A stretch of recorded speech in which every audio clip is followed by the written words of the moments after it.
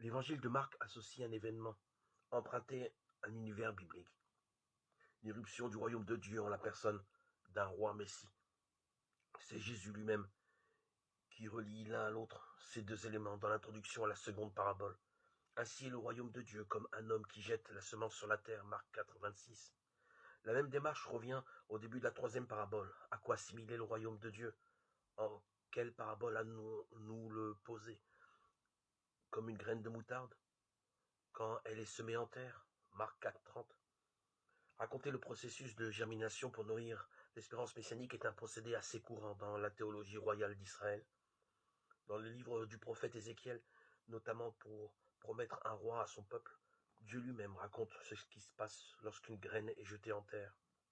Voici, je plante moi-même sur une montagne haute, surélevée d'Israël, un rameau tendre.